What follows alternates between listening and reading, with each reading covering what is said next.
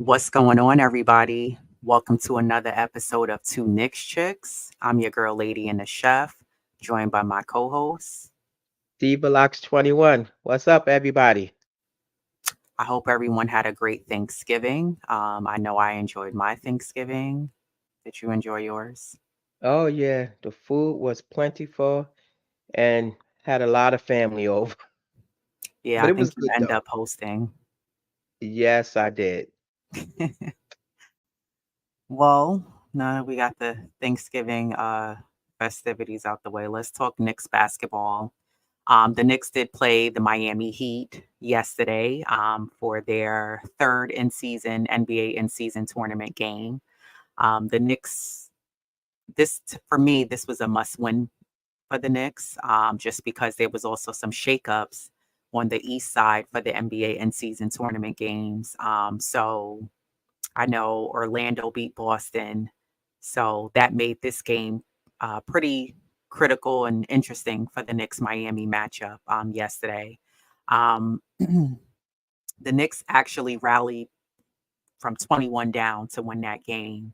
How the Knicks got down by that much, we're gonna dive deeper into that. But the Knicks end up winning that game 98 to 100.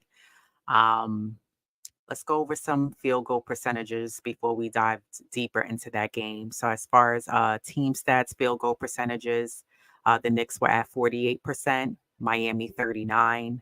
3-point percentages, the Knicks were at 35, Miami 27. Free throws, Knicks was at 67, Miami was at 95. The Knicks had a total of 46 rebounds, Miami had 41. The Knicks had 6 offensive rebounds. Miami had 10. Defensive rebounds, the Knicks finished with 40. Miami had 31. For assists, the Knicks had 21. Miami had 20. The Knicks had 2 blocks. Miami didn't have any. The Knicks finished with 7 steals. Miami had 11. The Knicks did have 18 turnovers, which definitely hurt them in that game. Miami only had 11. And the Knicks dominated in points in the paint. They had 54 points in the paint. Miami had 40. And as far as personal fouls, the Knicks finished with 14. Miami had 19. Um, and I do want to point out the scoring by quarter. So the Knicks started off with 25. Miami scored 28. Second quarter was pretty evenly matched. Knicks scored 26. They dominated that quarter. Miami only had 22. And then in the third quarter, that's where it took a turn for the worse. The Knicks didn't score their first basket till after maybe 6 minutes after the third quarter started. Miami dominated that quarter, scored 37 points. Knicks only had 20. And then in the fourth, the Knicks took control and scored 29 points. Miami had 11. So for you, what did you see in that game, or did you feel comfortable at the start of that game that the Knicks had it? Or did you feel like, no, I still got to watch this game because you never know with the Knicks what's going to happen? What are your takeaways from yesterday's game? No, I mean I watched it from the beginning to the end. It was an exciting game. But let me just start off saying that there's some games that are just easier to win or easier, and there's just some games that are just tough fought battles, and this was one of them. Um, I I was on my edge of I was on the edge of my seat because you Miami was has such a large lead, and they pretty much they controlled, you know although the half they were pretty evenly, at the halftime third quarter Miami just came out in like third gear and the Knicks was still stuck in one. um and then they just rallied. So my takeaway is just like they just persevered. They didn't put their head down and felt okay. Well, we can't catch up. Again, the guys rallied. They they got to moving the ball the Knicks way. Because like I said, a ball movement is critical. It's key. And just and just trusting in your guy on the floor. So and just attacking. There was a lot of everybody made a contribution, so it just wasn't on one individual player. Although Jalen Brunson, he's the finisher, the closer. but there was other guys that, stepped up. So my takeaway, just the ball movement, just attacking the glass, and moving and playing defense, and that's what they did. But why do you think that I've noticed a pattern with the Knicks when they come out from halftime. What do you think it is that the Knicks are struggling with, that they're coming out sluggish in the third quarter, and the Knicks just seem to not have that energy that they need to start the second half of the game? Like, what do you think it is that the Knicks seem to have this like lag? I don't know if they're still tired, they need more rest. Like the energy's just not there a lot of times. And the Knicks are digging themselves in this hole because essentially you could blame Tibbs all you want, but it falls on the players. You guys have to get out on the floor. So what do you think it is that the Knicks seem to fall into this pattern in certain games where they just lack the energy? Yeah, I know, cause they have a bad habit, like you said, it's a pattern, and that's something that they really need to break out of. Cause they come out in the third quarter. There's games where they do put the guys away, but 9 times out of 10, it's like they have to, why are they playing catch up? Like, why do y'all have to be on, you know, the end of where, okay, then, all right, guys, no, put them away. I can't figure it out for the life of me. I guess they slack, and, you know, I don't know.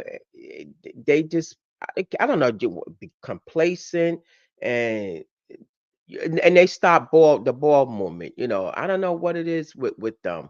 I'm trying to figure it out myself. Yeah, the first half of the last night's game, the Knicks did a great job moving the ball. I Yeah, thought they did a good job with keeping up with the pace of the overall game, keeping up with Miami. Um, I just think that, you know, the second half came and the third quarter came and the Knicks just, again, and we talked about this maybe like 2 games ago where we were discussing how the Knicks tend to like divert from what was working for them. And then they seem to switch up the game plan and they don't put forth the effort that's needed to that was working for them in the first half. hmm, So, um, for me, I felt like the third quarter was lost, but there was a few key guys, in my opinion, that rallied the Knicks back into that game. One of those guys being Emmanuel Quickly. I thought Quickly did a good job bringing the energy into the game. I think yeah, Rivers was calling that game with Mike Breen, because I know Clyde was also, but Doc Rivers, I believe that was him. Salute to Aj, salute to J Tap, chiming in on the comments.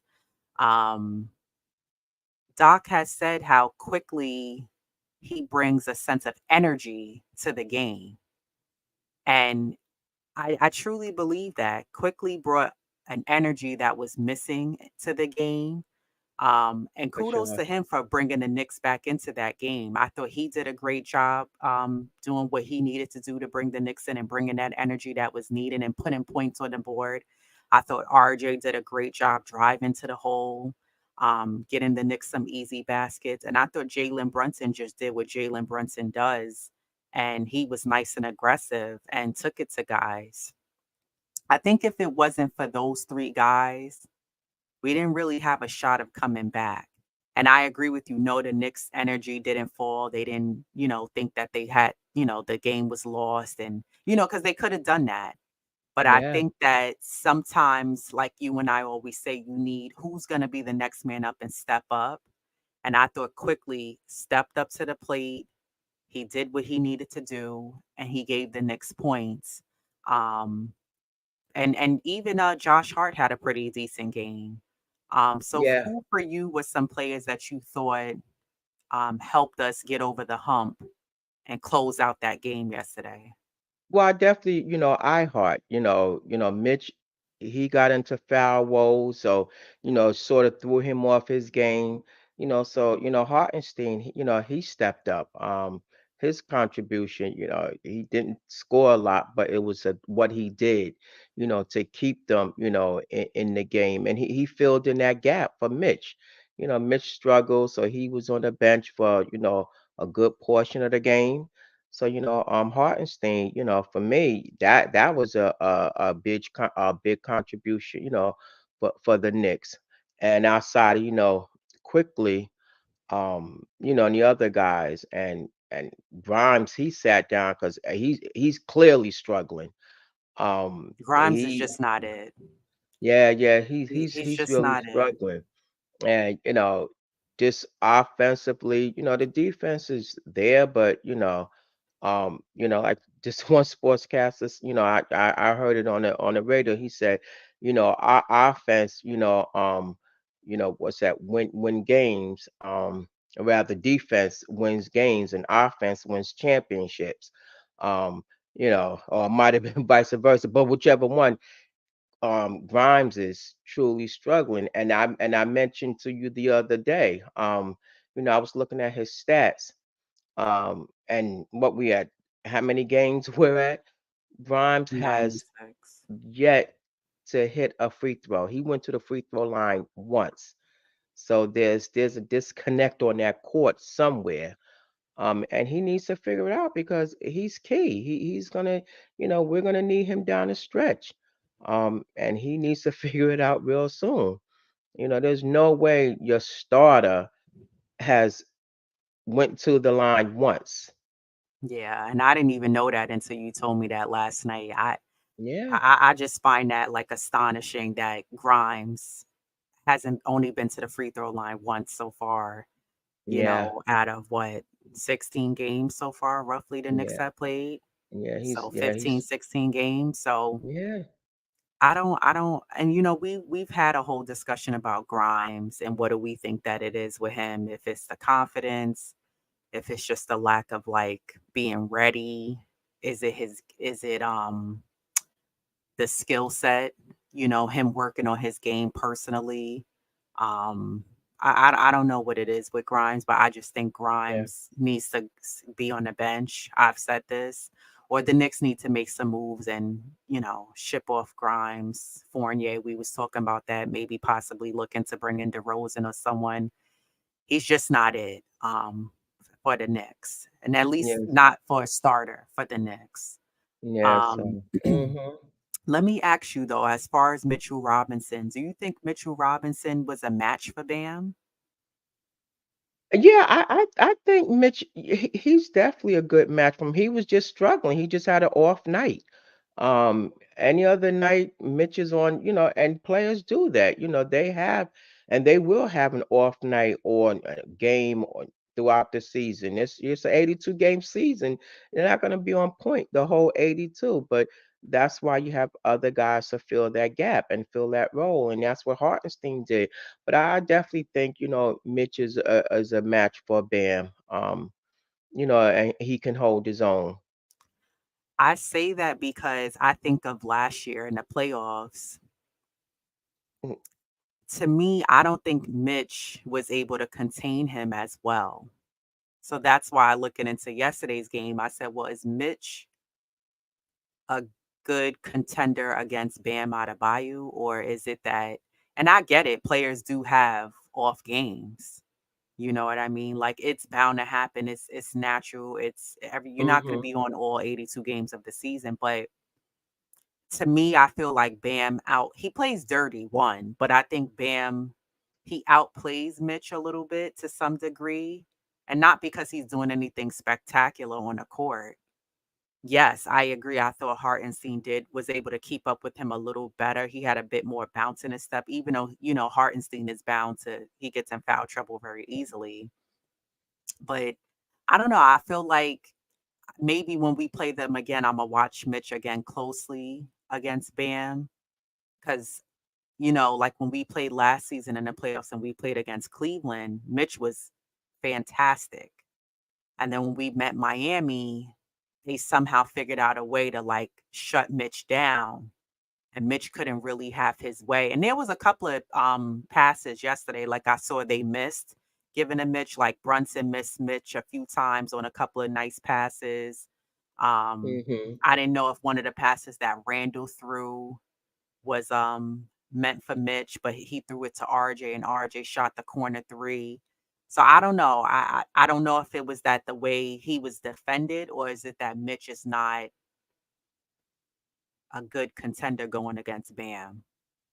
Well, Bam just his overall play. He's more fluid than Mitch. You know, he's more agile. He can move quicker to me. Yeah, Um, agreed. so when you comparing the skill set, yeah, Bam is, you know, by far to me better because what he can do. But overall, I still think that to me, Mitch can hold his own and he's can match up with him. But skill set wise, yeah, I think Bam is, he's because he's more agile, more fluid, and he can do more things on the court. But overall, I think it's a good matchup. Yeah. And I agree, Ajay. Ajay said everybody did their part. Everybody did their part, even Randall, who didn't have a great game, did his part as a decoy to help draw defenders and allow others to get better Yeah, shots. I agree. I thought Randall did last yesterday's game to me showed me that Randall is okay with being the third option. yeah, he You was know, off. yeah, he was off, but Randall was comfortable doing the other intangibles that we've been saying that they need to do.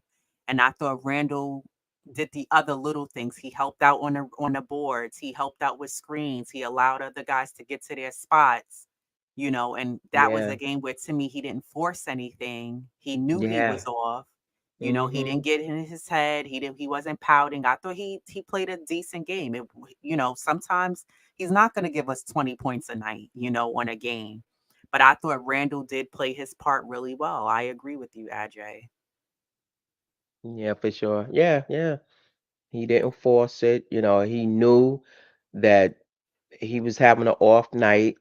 So he did the other little things, again, to set the guys up. So that was, nice of him. Right. Bam Yeah. is Mitch's. Yeah. Bam is Mitch's kryptonite. Yeah, he is. Yeah. I think that problem with Bam, and he's somewhere between Randall and Mitch in terms of matchup. Yeah. And I think that's the problem a lot of times when Mitch is playing against those centers who can shoot the three, who could shoot the mid range, who have ball handling skills. Sometimes they're just too mobile, for Mm-hmm. Mitch and the way he plays his game. Um, just like J Tap just said, Bam is too mobile for Mitch. Agreed. He is. Yeah, well, he brings more to the table as far as just what he can do, on the offensive and defensive end, So, of course, yeah, Bam, yeah, he's a much better, player, but Mitch got to learn how to hold his own, and Yeah. I think he just had an off night. Yeah. J Tap said, I think Miami does a good job of keeping Mitch off of the offensive Mm, glass. And they do. They yeah, did a great job of that. And even I noticed in the fourth quarter, late in the fourth, when Miami was trying to close that gap, Miami did a great job making sure Brunson didn't get his hands on the ball. They were like doubling him at one point and just denying Brunson the ball. So they did a great job not allowing him because RJ had to come and get the ball. But what yeah, I liked was RJ took it to the hole. He didn't settle for a jumper or a three. He drove into the lane. And that's what I want to see more from the Knicks. Take it inside, drive, and try to draw the foul. Everything doesn't need to be a three-point shot. Everything doesn't need to be a mid-range jumper. Drive in and draw the foul if you can. And I thought that was very smart. One thing I did notice was the Knicks did struggle from the free throw line, and this is continuing to be a problem for the Knicks. The Knicks just seem to not be able to knock down free throws, and they're free. And this is something, and this is going to help haunt them at the end of the season if the Knicks can't get it together on the free throw line. It's no way you can go through a game and not be able to knock down free throws. The Knicks was 66.7%. We'll round up. They were 67% from the free throw line. They were 12 for 18. Miami was 20 for 21 at 95%. That's a problem. That's a problem that you can't knock down free throws and they're free. As far as points and Yeah. minutes, Randall played 35 minutes. He finished with 8 rebounds, 7 points, excuse me, 7 assists, 13 points. RJ played 34 minutes. He had 7 rebounds, 18 points. Mitch played 20 minutes, had 7 rebounds, 5 points. Jalen Brunson played 34 minutes. He had 24 points, 3 rebounds, 3 assists.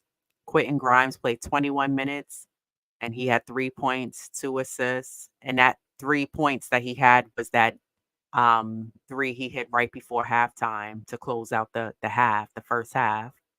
Mhm. Isaiah Hartenstein played 28 minutes. He had 5 rebounds, 2 points.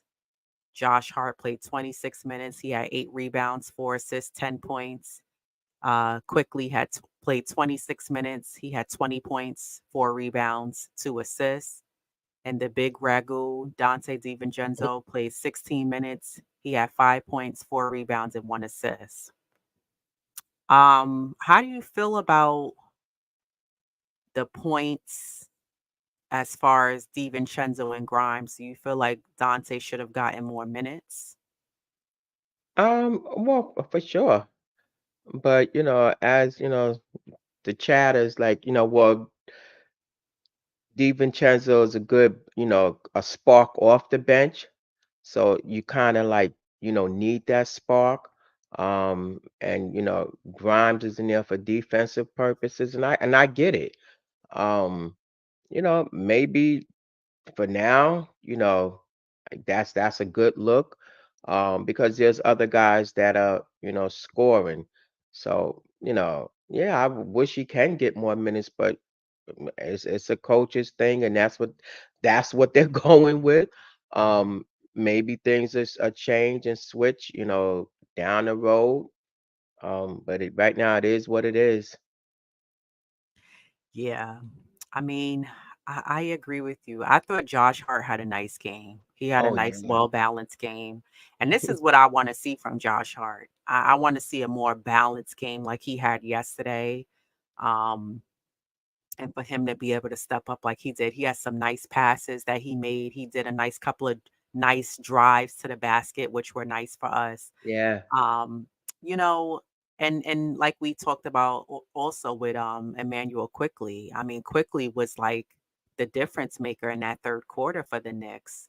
He stepped up and made nice, easy baskets for us. He had a nice couple of mid-range, those floaters that he do off the basket, a couple of like actual floaters that he just like made in. And then I thought Brunson did a great job using his body, and he was able to draw the contact and get the foul on a lot of his. And I know Miami was complaining about that, saying that, oh, well, he's leaning his body into us and drawing a foul. No, that was just better offense. He played Yeah. the game smarter. I want to get back to Grimes. I don't think Grimes was able to keep up with Jimmy Butler. In my No, opinion, for I sure. think Butler had his way and Grimes was chasing him. He Yeah. wasn't to me, he wasn't able to keep up with Jimmy Butler. I specifically and I rewatched that game and I was like, dang, Grimes wasn't really able to keep up with Jimmy Butler. It's almost like Grimes was tailing him and it wasn't because he was necessarily coming Jimmy was coming off of curls and coming off of screens and coming around. He just was no match for him. Yeah, no, he wasn't. At one point, it was like switched to, to RJ. You gotta, to me, put a bigger body, and I think RJ, He was the better held, defender. Jimmy, in those last minutes. You know, like RJ said, he said, I knew what he was pretty much what he was gonna do. He went, one way, but I knew he was going, go to his left, and so I think that was a good switch, because again, Grimes, again, it stems back to his struggles that he's going through, and he was just no match for him, and you got to put a bigger body on him, and RJ. That was a nice defensive switch they did on them.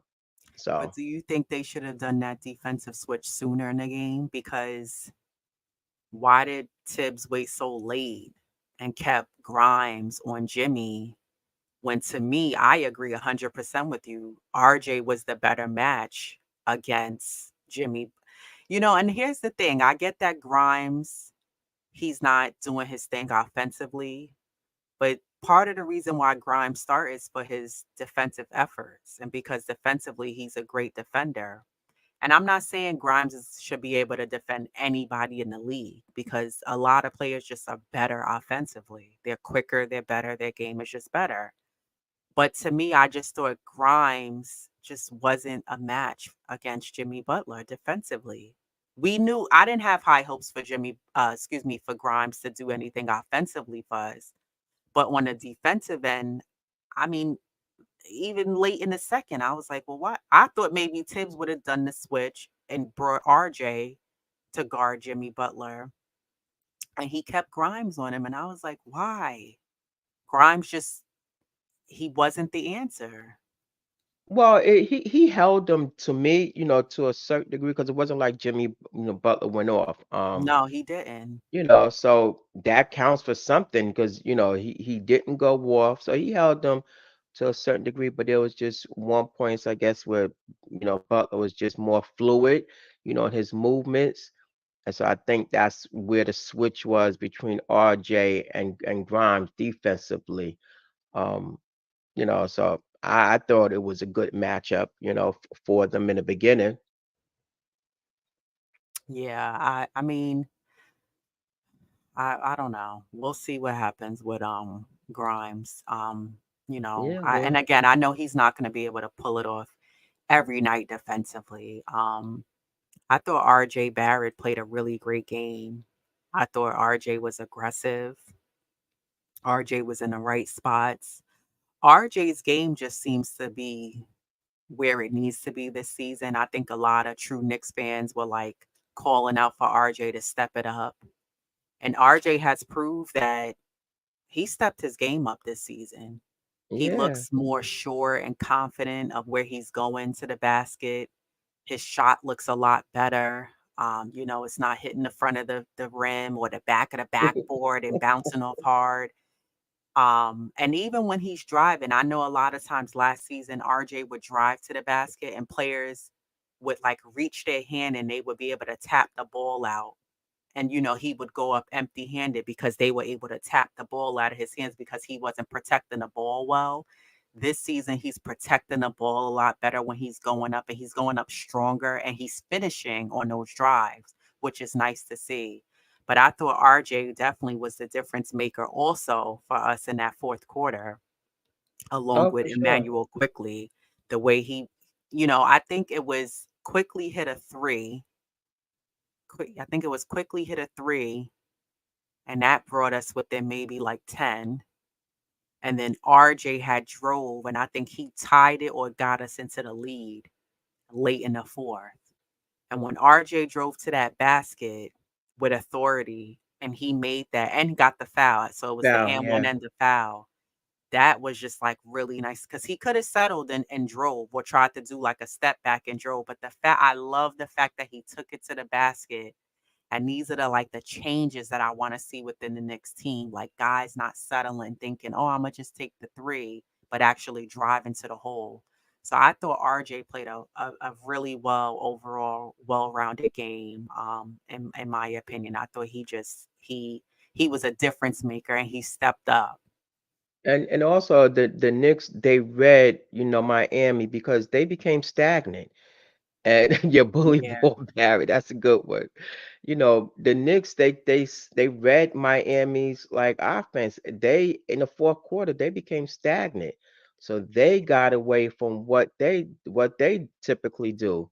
So and the Knicks capitalized off of it. So right, that was and with RJ attacking and just like he said, bully ball, and that's what he was. That's what RJ was doing.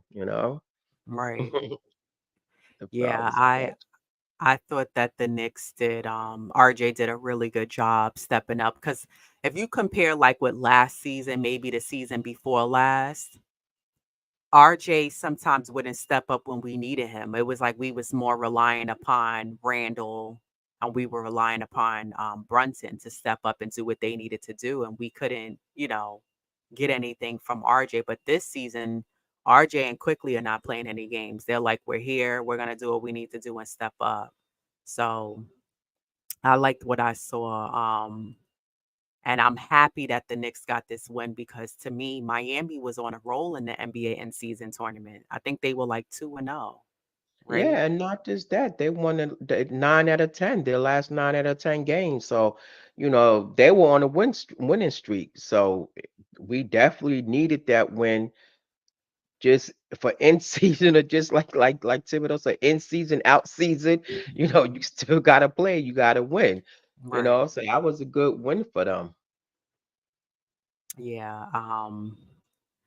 I feel like the way IQ is playing, he's proven the Knicks wrong and that they should have gave him the bag and re-sign him because quickly is going to be that gatekeeper for the Knicks throughout a lot of games where he's going to be able to help them to get over that hump and give Brunson some help.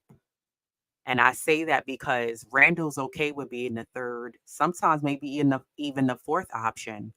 And you and I have discussed this where that's where sometimes guys like Quickly, RJ, Josh Hart are gonna have to step up. You can't just put it on one guy to try to carry the team. I what I saw from Brunson, I wasn't surprised because we know that he can do that. But I thought that, Josh Hart having a great game, Emmanuel Quickly stepping up and having a great game, RJ Barrett stepping up and having a great game made the difference because you had options where Miami had to try to defend other guys besides just one or two guys because other Yeah. guys were contributing to the game. And Miami did become stagnant. They just didn't have an answer. And I think they also got comfortable. They thought that they had the game, being that they were up by 21, and kudos to the Knicks for keeping the pedal to the on the metal, and the Knicks just, not being complacent and just, just playing the game just so the clock went out and the game was over. So shout out to the Knicks for doing what they need to do. And that was a great win for the Knicks. The Knicks play Phoenix tomorrow. It's a nice matinee game at 6 p.m. Um, what are you looking forward to that game? Well, my famous thing is defense. Because Phoenix got some shooters on there. They're the better hey, team. oh yeah, and they won what the last six, so they're Yeah, on a nice win streak. Again, they got shooters. You got Katie Booker, although he didn't play. So Booker carried them. But who yeah, knows? Voila, don't be surprised if he's played the ball. I think they rest him. Well, whatever. We're not gonna get into that. But you got Booker, Grayson Allen, and then you got Eric Gordon. I think he's starting, in place of the other Bill. So Eric Gordon, he's a shooter. As far as just what he can bring. He's averaging like off the bench 15 points a game. And then you got Nurkic. He's practically up to 10 rebounds, and again, just like defense, guarding the perimeter.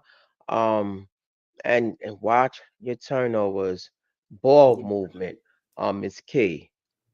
As long as the Knicks continue to move that ball, get everybody get a touch, and to me, they can beat the Suns. yeah. I think for sure I agree with you. The turnovers are definitely the Knicks have to watch out for the turnovers. That was one of the things that hurt the Knicks last night's game against Miami was the turnovers. There was Yeah. one too many. And that turned into points for Miami on the other end. The Knicks have to learn to really protect the ball and watch the passes. The passes were awful. Brunson threw a few over, Randall threw a few over. It was just too many sloppy, Yeah, sloppy. just Mhm. sloppy passes and just not the best decision making of passes that the Knicks were doing last night. It was just like, well, why are you throwing it all the way across the court for somebody to just snatch it? Guys are tall. This is the NBA. They could snatch in long arms. They could snatch the ball if they want to. The Suns last game they beat the Grizzlies 89 to 110. Devin Booker had 40 points, 5 rebounds, 4 assists, 4 steals, 1 block, and made three threes. Eric Gordon had 20 points, and Jordan Yeah. Goodwin had 14 points. The last 10 games, Kevin Durant is averaging 30 points. Nurkic is averaging 11 points. Booker is averaging 17. Grayson Allen is averaging 12. And Eric Gordon is averaging 12. So hearing that alone lets you Mm-mm. know that the Suns have guys who could score. Yeah, offensively, yeah. Yeah. I mean, Booker's averaging on season 29.6 points, five and a half Mhm. rebounds, 8.5 assists, and he makes 51% of his shots from the floor. And he's 45% from beyond the arc. So you have to watch these guys because Phoenix just a shooting team. And the Knicks have to be ready. They also play a pretty nice pace game. I think Mitch is going to have his job cut out for him guarding Nurkic and guarding him. You got to keep him off the boards because he's a big guy, like a Jokic. Yeah. So he's strong. And not to say Mitch is not strong. He's very strong, but you're going to have to get physical with him and not allow him to get those extra second and third chance points for Phoenix. I'm not sure who's going to be guarding on the Knicks, who's going to be guarding KD, but you got to guard him. Don't leave him any space. You got to be like on him like white on rice and just not allow him any space to, because KD is just, he's a walking bucket, so he can shoot Yeah, from if he anywhere. if he plays, he's day to day. So, You know what the Knicks look. He just may be playing. But if even if he is out, it doesn't mean anything yeah. because Phoenix still has other guys who can actually knock the ball down and who could shoot. And it's not just because Booker likes to go off against the Knicks, but I think I agree with you. Eric Gordon is a really good player. He can shoot. Yeah, he's a Um, veteran. yeah, Yeah. he In this has that league. Yeah. experience, so you really have to watch him. So I think it's key that the Knicks, don't settle for just shooting up regular jumpers. If they're not going in drive, the Knicks have to be aggressive tomorrow in tomorrow's game and get a lot of points in the paint. And the Knicks have to make free throws. Oh If yeah. you're gonna That's drive key. and they're gonna foul you, whether you get the and one or not, the Knicks have to really knock down free throws. I think that's gonna be Mhm. really crucial for the Knicks to knock down free throws. And then move the ball, like you said. I think guys are also the Knicks don't want to be stagnant, move without the ball, and on the defensive end, and also you want to protect home court. This game is going to be at MSG. So I think the Knicks, this is not too early of a game. Come out with energy and be able to do what you need to do. So I'm looking for the Knicks to come out aggressive, come out with energy in the third quarter. I don't want to see, Phoenix go on a run like Miami did yesterday. Now you got to play catch up ball Catch up. Yeah. and try Yeah. to come back from 20. Don't do that to yourselves 2 nights in a row, the 2 games in a row. Um, so we'll see what Ajay said. We about to snap that win streak. That's we are. Yep. Yeah. Yeah, the Knicks can beat them though, and they should want to beat them, especially at home court. So I think that's really key.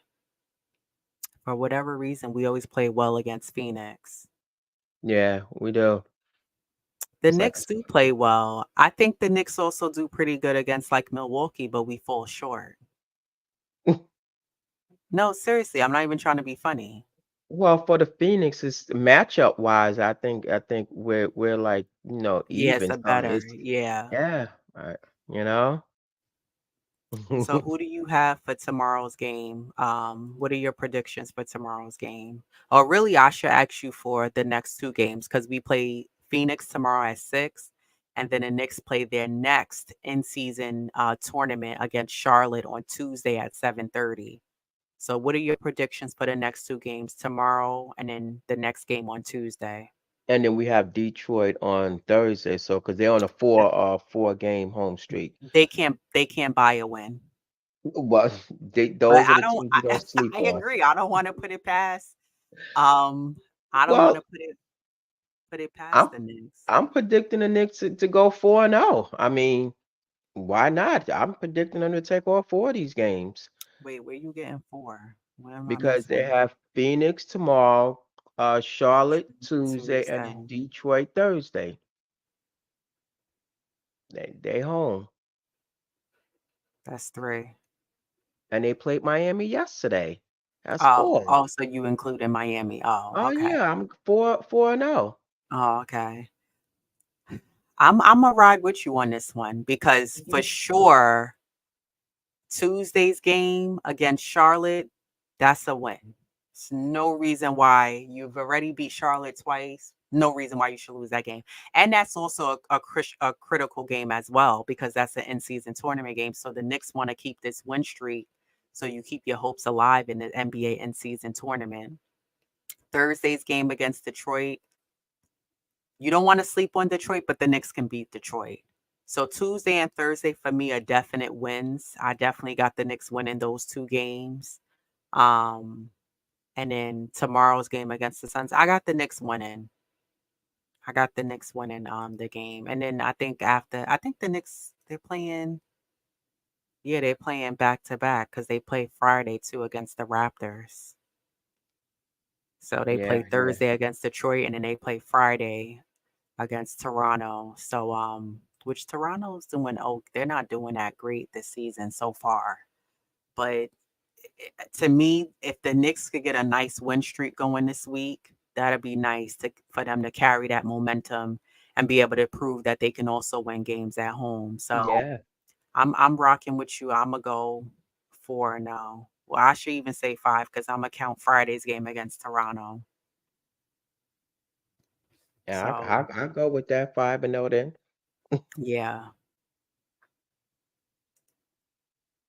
salute Wonder Woman. Salute. Salute. And then J Tap said, I see three straight personally. So who do you see the Knicks losing to, Jay? You see them losing tomorrow against Phoenix? Because that's you saying three. I'm seeing what three he's saying. He must be saying the Knicks are gonna be Charlotte, the Pistons, and what the Raptors. Or no, he must be including the Heat. So you saying we gonna lose to Phoenix tomorrow? And who else? Yeah, see, Nah, Ajay with us. He said, that's right. We get in the next five. Yeah, I say the Knicks could take because these are all teams that the Knicks should be beating. You know LaMelo Ball is gonna go off when you play Charlotte, but they yeah, for don't really sure. have any other options. Again, Charlotte's a team the Knicks should be able to contain and beat them, and that's a team that they should be able to for sure beat. Oh, he said I didn't include the Heat or Toronto. Blessing Queens of the Court. Salute, Coach Bill. Salute. Yeah. He said, I didn't include the Heat or Toronto. Well, I said the Knicks was to beat the Heat. I said the Knicks should beat them for sure. Phoenix, Miami will be tough, but we can prevail. Oh, absolutely. The Knicks, I agree, Ajay. The Knicks proved that we can beat Miami. The Knicks should have beat Miami last season in the playoffs because they're a matchup I look at them like Atlanta, the Hawks. They're a pretty good matchup with the Knicks, just like with Phoenix. I feel like the Knicks could contend with teams like that. To me, Yeah. and even if KD is out tomorrow, the Knicks still could beat them regardless. I mean, I would say, yeah, it should be more reason for them to beat them, but I think that the Knicks can actually take tomorrow's game against, you have to be able to for sure contain Devin Booker. But if even if he does go off, I think if the Knicks play solid defense against the other guys, Gordon and the other guys on the team, the Knicks could win tomorrow. They should be able to win that game. And I would say, my thing is with the Knicks, don't allow it to be a really close game where, it's coming down to the wire in the fourth quarter because the Knicks tend to do that. They allow the games to get really close in the fourth. And now it's, Knicks fans, if you got heart problems, take your meds before the game start. No, my thing is when they stop moving the ball and then it becomes selfish play, that's where they can fall into, that hole and they revert back to the old patterns. Anytime you move the ball and you you you have a better chance of getting the shot that you want. So for me, I feel ball movement is like going to be vital, and outside of playing, of course, your defense, and they can contend with Phoenix. But why do you think that's happening? Like, in your opinion, are there specific players that's holding the ball and stopping the ball movement? Or is it a collective effort? Do you feel like there's reasoning why if there are specific players? So I guess that's a two part question. Do you think that there's specific players that's stopping the ball movement and creating a stagnant offense? Yeah, well, And if there sometimes, are, why do you think that they're doing that? yeah, sometimes now their offense can become stagnant. Sometimes Julius gets, he can get so where, he wants to play that ISO, and so that can, sort of, slow. Ain't no kinda. It does slow down the ball movement. He tends to do that, and just like again, they get now they become stagnant, and they're all standing around, and they get out the flow of the game. So I think that's key. Again, just move the ball. And Randall, this is not an ISO type of situation with Phoenix. And they're steals that they can get. So I think Randall, and I'm not putting all the blame on him, Right. but he tends to do that, sometimes. But yesterday he really proved that, okay, I'm off. This is not my night. This is not my game. And so he went, and got into the offense and with the guys and just passing. And so yesterday was vital where he knew this wasn't his night. Agreed, agreed, and I love to see that from him. Yeah. He wasn't Hmm. forcing his game or trying to, if you see Yeah. other guys are hot, let them rock out. You know what I mean? Let them do their thing. And I thought Randall did a great job with that. I agree. I think if the Knicks stop moving the ball tomorrow, it's gonna hurt them.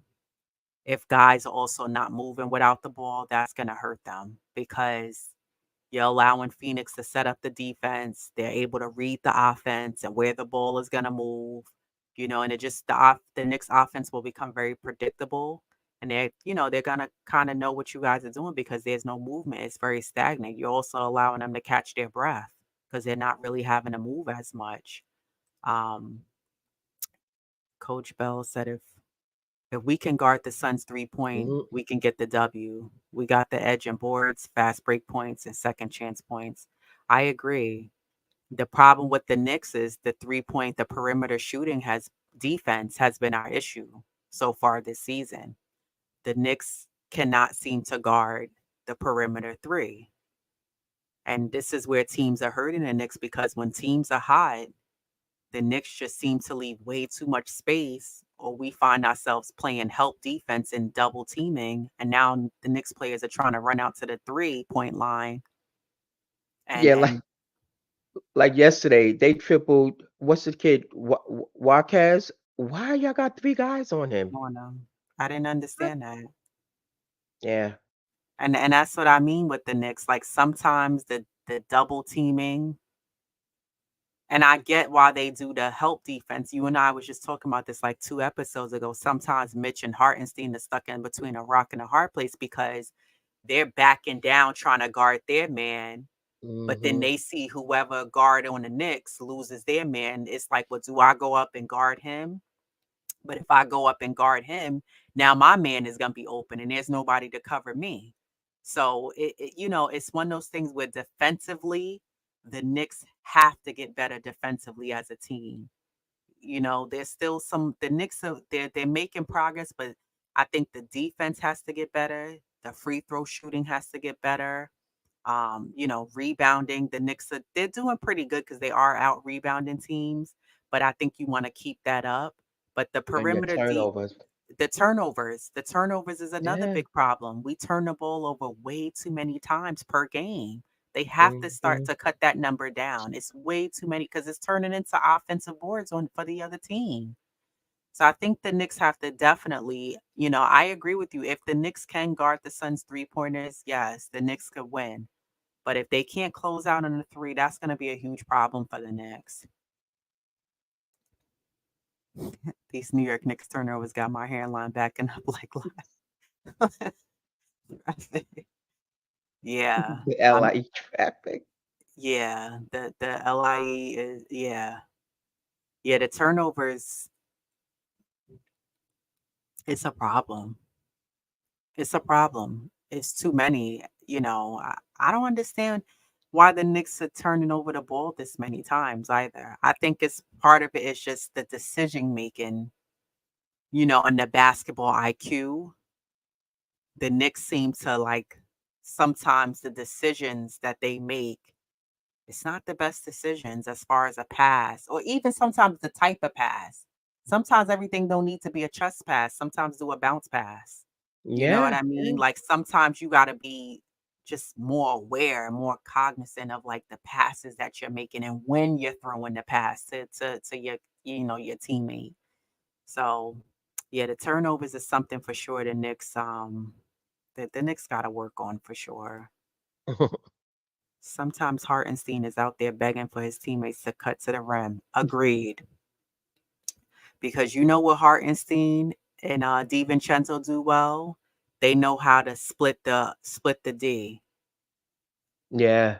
with the ball. They both have good court vision, but the problem is a lot of guys are not cutting to the basket enough. The Knicks do it well when they do it, but they don't do it enough. Yeah. Yeah. And if And more even guys would cut, like who should be cutting a lot to the basket? Hart, art. DiVincenzo, Quickly, RJ. If those guys cut, you have a big man who could throw you the ball. That's the difference. Hartenstein is a great passer and he makes smart passes when he does pass the ball. But if guys are Hmm. not moving to the basket, because a lot of times I'll see him at that 3-point line and Hartenstein is looking and he's trying not to give it away. He's with his eyes, he's like, hello, like somebody cut, and nobody's cutting to the basket. No, I don't necessarily see guys standing there doing this, but you waiting around to see what he's gonna do. He's waiting for somebody to cut to the basket so you could. But if I'm telling you, the Knicks would be a lot more successful and have even more points in the paint if more guys cut to the basket. Because if you pass him the ball at the top of the key or near the free throw line, he's gonna feed somebody the ball. But Yeah. not enough guys, and I think even Josh Hart does a great job of passing the ball and to guys on the key Hmm. and cutting guys that are cutting. But I agree with you, Jay Tap. It's just unfortunate not enough guys on the Knicks squad cut to the basket so he can pass them those nice passes. So, and I think that also boils down to coaching. You know, Tibbs should be letting guys know, like, move without the ball, cut to the basket. So, he's gonna say, I don't know, maybe they need to practice that in practice where he's like, yo, if I'm standing there, I'm gonna look to pass you the ball, be ready. So I don't know. Dante is out there. Back cutting like he's playing on the J Kid Nets. Yeah. That's true though, yeah. But you know what it is? It's because Dante DiVincenzo has great basketball IQ.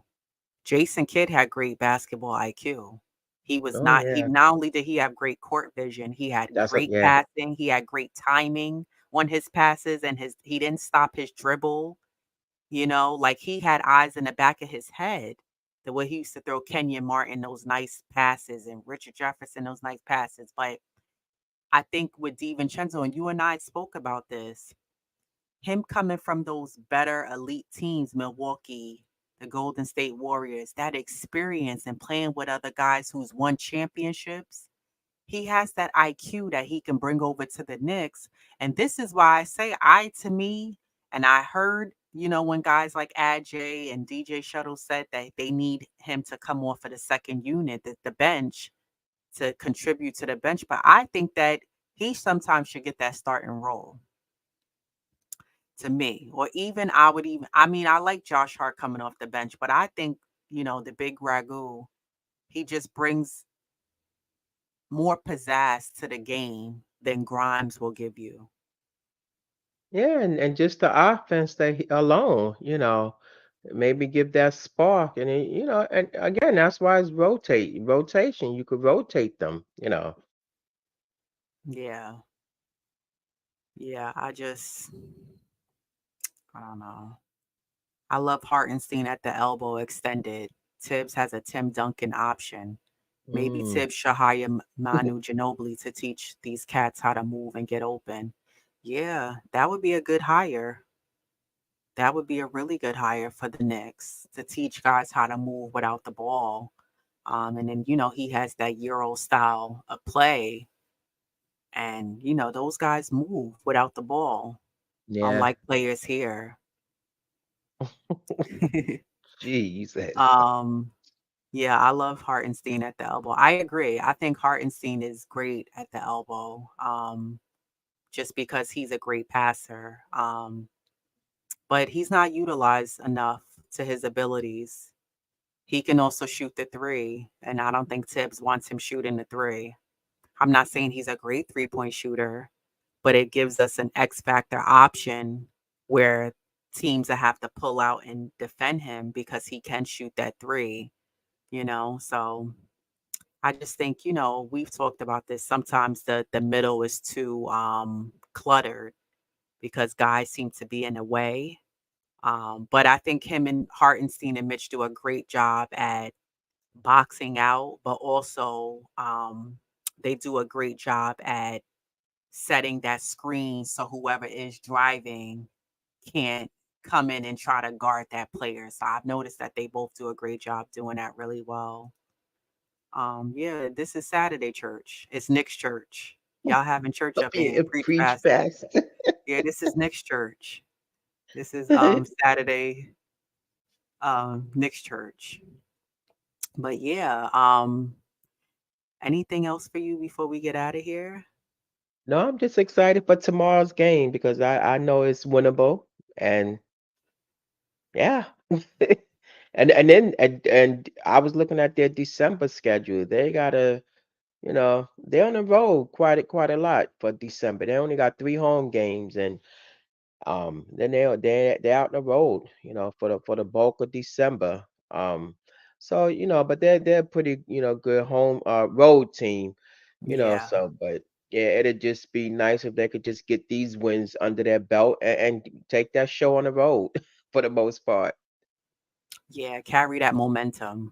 I Yeah, think it's key that the Knicks, you take it one game at a time, yeah, but yeah, it's important that the Knicks beat the teams that they should be beating. And it's important that the Knicks step up against the better teams in a league. That every team is beatable in the league, but it's important that the Knicks step up against those better elite teams and challenge yourselves as a team to be able to say, you know what, let's go in and beat this team and prove to these teams that you're not a team to be messed with, that, we prove we can beat you. And also, I think it's important in a case like with Charlotte, you beat them already twice. I think it's important if a team beats those teams that they're supposed to be beating and you beat them, let's just say twice in a row and you know you playing them another maybe 1 or 2 times, don't let them get another win against you. Beat And them that entire series throughout the season that you play them. but not just that, when you're dealing with the in season tournament, you can have the same record as another team, but it's the point differential is where the deciding factor, with the teams who scored the most points on the opposing team. So you got to Right. also take that into account. You know, you don't want to sleep on a Charlotte because that's like your last in season. And then again, you got to worry about the points that you beat a team by. So that helps in your standings. When it comes to the tournament time, when it's time for these guys to play, for the Knicks to play. So that's just something to keep in mind for them. Yeah, because aren't isn't the NBA in season tournament, isn't it going by point differential? Like that matters, right? Yeah. Oh, yeah, yeah. If you have the same, as another team, they factor in the point differential. Yeah, so that's what. Yeah, and yeah, we are still in it. Yeah, we're still in the tournament, Jay. Yeah, the Knicks are still eligible for the in season tournament. Um, so that's why it is important that they beat Charlotte. What's that, Tuesday? Yeah, Um, yeah, so the Knicks have to take that one. I think if the Knicks don't take that one, I'm not sure if they out or is it going rounds? I'm not even sure how this works. Because I yeah, know like yeah. on the I know I think it's Indiana and the Lakers have secured their spots Oh, because yeah, they're like undefeated, haven't lost a game yet. And the other yeah, teams, I think maybe like Milwaukee, I don't know if they lost yeah, one yet or if they haven't. I think it's because they fell in like second or third, like other teams. So that's why they yeah. still have to play those games. So yeah. What do you mean you're not sure about point differential? Explain. Well, when someone, if you beat another team during the in season, how many points you beat them by, that determines like where you lie at. Like if you're tied with another team, like for instance, like New York or Miami's tied during the in Right. season, but if the Knicks had more points against those teams they played in during the tournament, they concede higher than Miami. Mm, Like if they come in tied during the in season play, but if the Knicks score more points, they will have a higher seed than Miami. That's what the point differential factors in. yeah. So that makes sense. Yeah, I want the trophy too. And I'm sure the players want the prize The money money. because the prize Exactly. money is quite high. They need to beat the brakes off the Hornets. Yeah. You Exactly. already beat them. It's no reason why the Knicks should lose to Charlotte. I mean, come on. You hold LaMelo, hold Rozier, and you gotta hold what's this other guy's name? The one that just came back. Well, Bridges, yeah. Bridges. Yeah, Miles Miles Bridges. Bridges. Yep. So, I mean, it's no reason why the Knicks should be losing to them. Point differential is the first tiebreaker.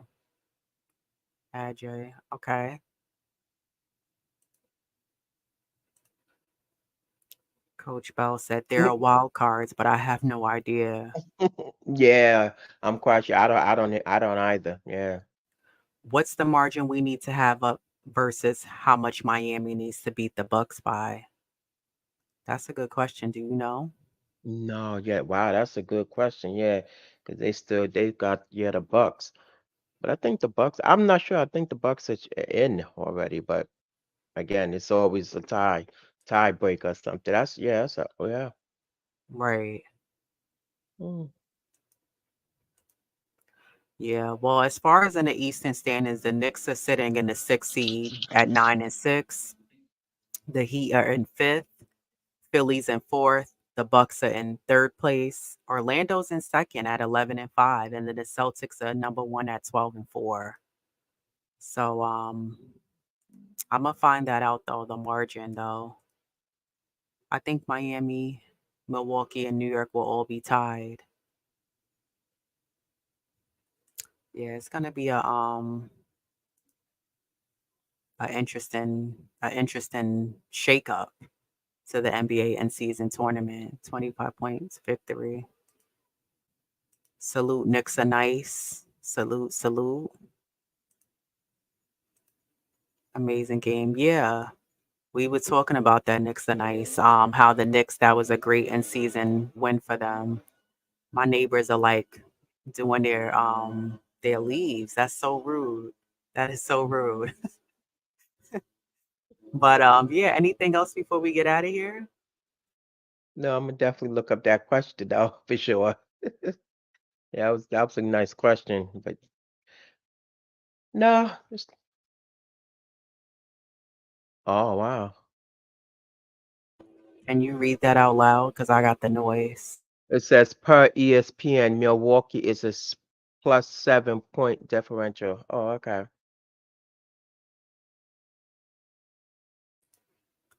Yeah. The this in season tournament is a nice little shakeup. I can't lie. I kind of like it now that we're into it. But yeah, Knicks are nice. It was an amazing game. Great comeback win for the Knicks, not giving up. Shout out to the Knicks for doing what they needed to do to get that W. Um, yeah, we're gonna have some more told information on the NBA in season tournament because it's interesting, and especially once the Knicks take that W. Notice I didn't say if, but once the Knicks beat Charlotte, that's gonna make for a nice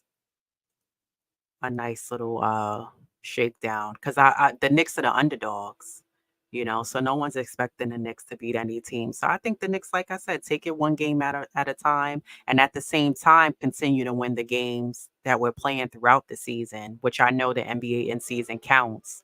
But yeah, it's been great. I agree. Knicks are nice set. The Knicks will win the tournament and the chip.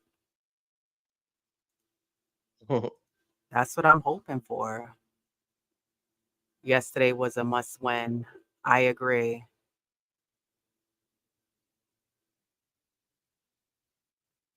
When is our next broadcast? Our next broadcast will be probably tomorrow because the Knicks play tonight. So we'll go No, on they don't to play. They I don't play mean tomorrow. tomorrow. So no, we'll go on tomorrow. We'll be on tomorrow. I'm confusing my days. No, we'll be on tomorrow. We'll do a pregame.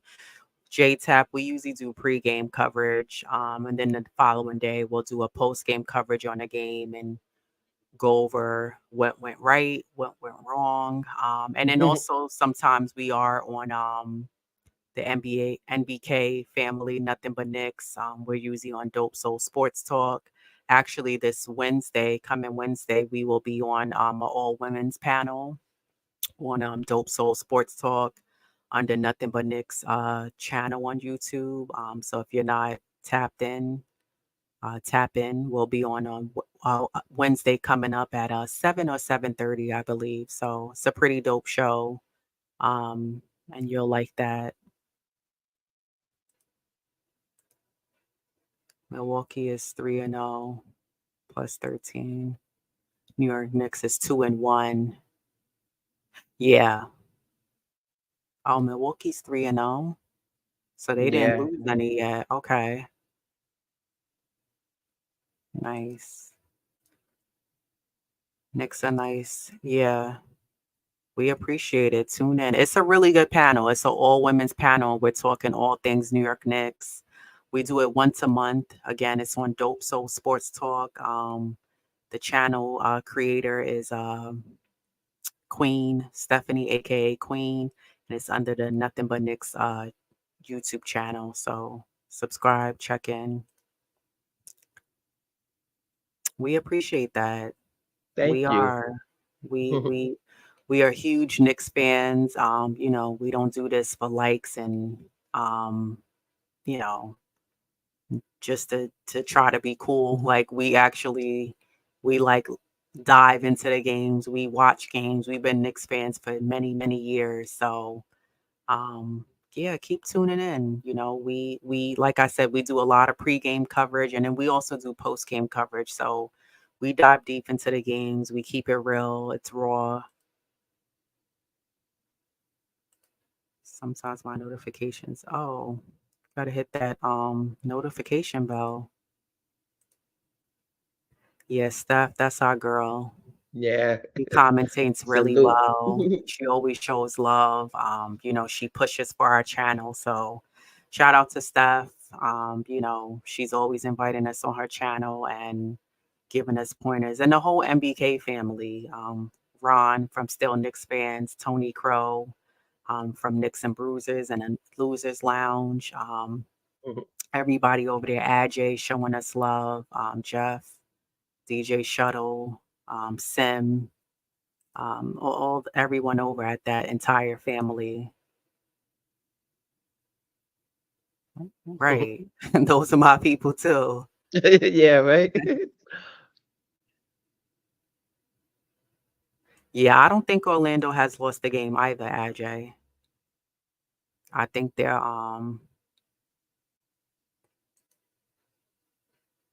yeah, hit the Ajay button, hit the like button, get us on the algorithm. We're definitely gonna be going live. So you guys can catch us live. So we can chat with y'all. We want to be able to see what you guys have to say, any comments. We'll be reading the comments throughout the show. Oh, beautiful. We appreciate that, Wonder Woman. We appreciate the love. Thank you. No, actually, the Magic are 3-1. Oh, who they lost to? It don't say, but they are 3-1. The only undefeated really is the Lakers and the Pacers. Yeah, so they've And already. excuse me, and the Kings, but that's out Oh, the west. But Kings yeah, are undefeated too. yeah, the 3-0. Wow. Okay, yeah, he did say the Magic are 3-1. Well, here it says the Bucks is 3-0, so I don't know why. Add J-Tap and share your social media. Yeah, yeah, J Tap. The Pacers and the Lakers have claimed their spot already. So in the NBA in season tournament. So they both have claimed both of their spots. I already saw that. So like I said, it's gonna be a great shakeup, the series, the NBA in season tournament. The Knicks needs to just focus on definitely beating Charlotte in that next game. And yeah, I think the Knicks will be okay. I think the Knicks will be all right.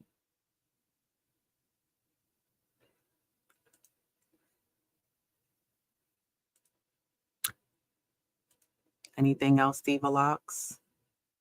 No, no, nothing for me. Yeah, I'm saying go Knicks. The Knicks can definitely use that W tomorrow.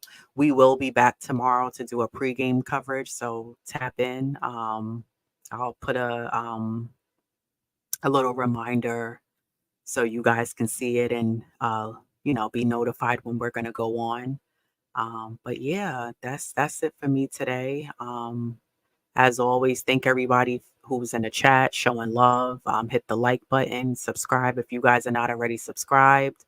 And look out for us next Wednesday. We'll be on Dope Soul Sports Talk on the monthly women's panel, speaking all things Knicks. And the Knicks have some nice lineup of games this upcoming week, so I'm looking forward to catching them. Um, and yeah, until next time, everybody. Oh, wait, we got one more question. Did y'all have an opinion on that DeRozan trade rumor? I had brought it up the last episode. Yeah, I think for me, I think that the Knicks should go after getting DeRozan. He's a 2 for 1. I personally would say send Fournier and Grimes for DeRozan for me. Remember, I was Yeah, just telling you this too. I was like, yeah, yeah, you were saying you didn't blink an eye. You was like, you agreed. I would yeah. definitely try to get rid of Fournier because, Fournier, that's dead weight, money that the Knicks are paying out for a guy that we're not even playing. So I would for sure say I would get trade Fournier and Quentin Grimes for DeRozan, who's going to give you way more production, shooting, you Yeah, know. because somehow Fournier, he just don't fit in the scheme of, of the Knicks, whether it's offensively and defensively. So, I would definitely, without a second thought, you know, DeRozan, he's a bigger player, and just, defensive and the offense that he can provide without a doubt. I like to hold on to Grimes and toss a pick with Evan. Hold on to Grimes and for what? Like for who? I mean, it's not like Grimes is their pay because Grimes, his payday is next year. But Grimes isn't proving that he's worthy of a payday. Next year is his year where Grimes will be looking to get paid. Well, he signed for this year, but that's neither here nor there. DeRozan would be, yeah, Nixon Ice, I agree. Yeah, his contract is expiring. Jeffries can do what Grimes can do. Yeah, I'm trading Grimes and Fournier. It's dead weight. I think the Knicks have to make that move. Yeah, Daquan Jeffries does what that's who you talking about can do what Grimes does. Yeah, yeah. But who would want Grimes and a bigger package for who?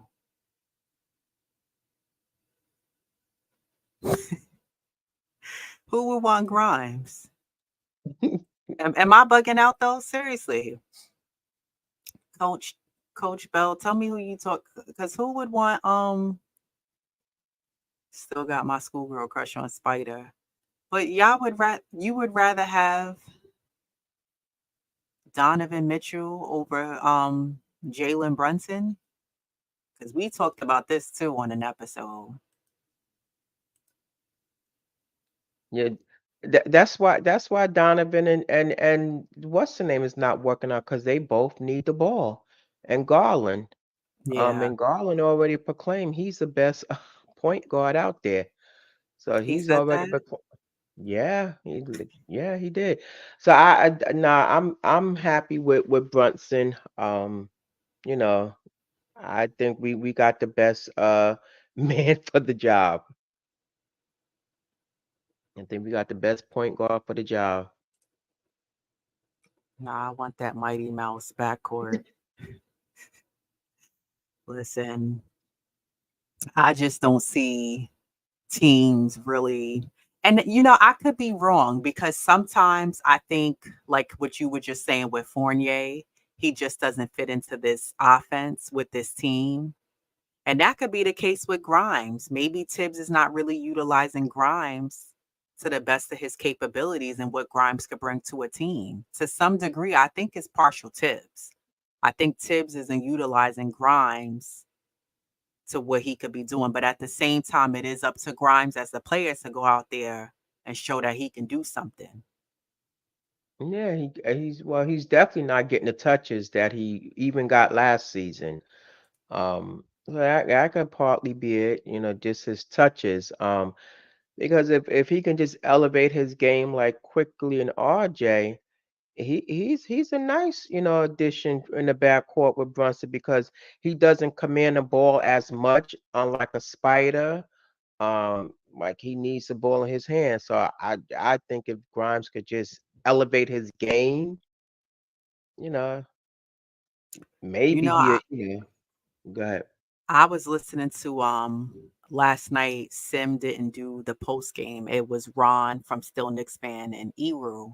And Eru said exactly what I said to you last night on the phone. He said Grimes is playing like he's Novak. And I was like, didn't I just say that last night? He was like, he's playing like he's Novak and where he just needs to be fed the ball.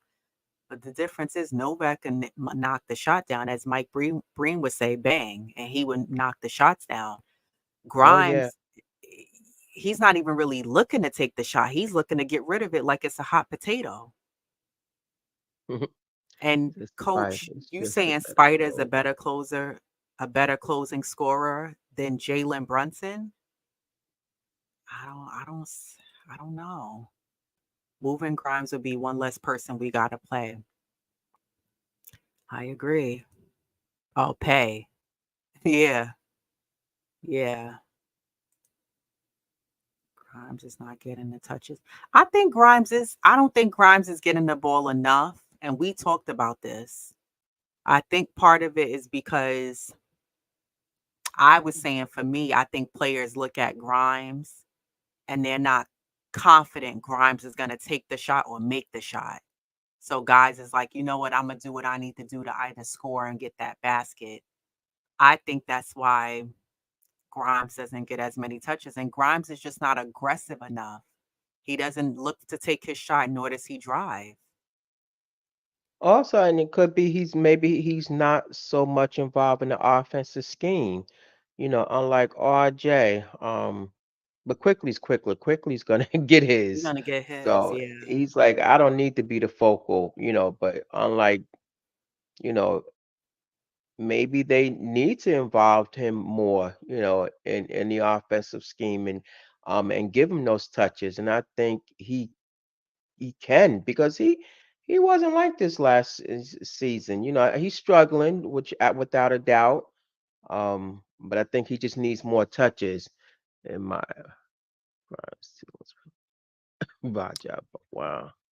I Looked don't at see that. that. You see Grimes playing like Rajon Bell, Rajon Bell. I don't see that. Nah, Reg, no. Those are like two different players. And to me, Bell had a better jumper than Grimes. And he was Yeah, aggressive and he was a great passer. He had great court. Grimes can't even bring the ball up the court. He's scared to bring the ball up the court. He don't even help out. yeah. uh, The only other person that's bringing up the ball that's helping Brunson out is Quickly. It's quickly. And Yeah. it would be nice if Grimes was helping bring the ball up. Grimes doesn't do that. Yeah, Knicks are nice. I agree. I think Grimes should go to the bench. I think, but who would you want to see in replacing Grimes coming off the bench? You know, I said maybe DiVincenzo or Hart because Tibbs is not going to start quickly.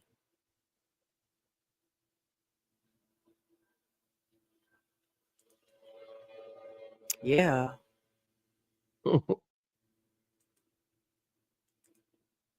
he's too damn jittery. Too damn jittery. Yeah, Grimes is.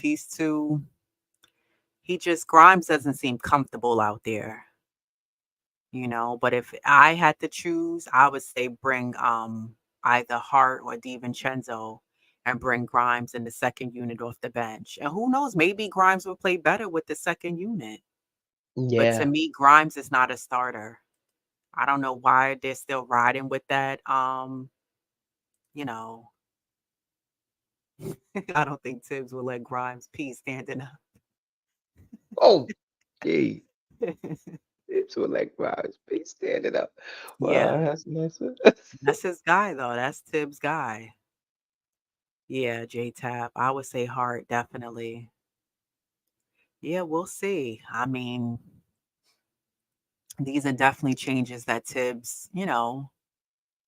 I thought with RJ being out with the migraines, that gave Tibbs some time to figure out some adjustments and to see who would be better fits. And remember, I think Grimes was out, what was it, 1 or 2 games? So it Yeah, wasn't he many was out games. 2 games. Yeah. But we'll see. I mean, the Knicks definitely the front office has some work to do. We're gonna dive deeper into the front office in some games.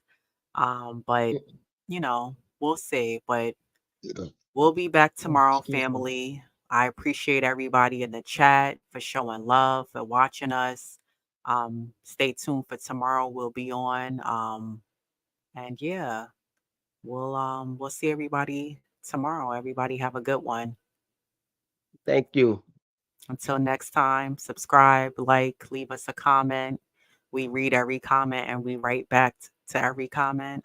So we appreciate everybody and we'll see you guys tomorrow. Peace. Let's go Knicks.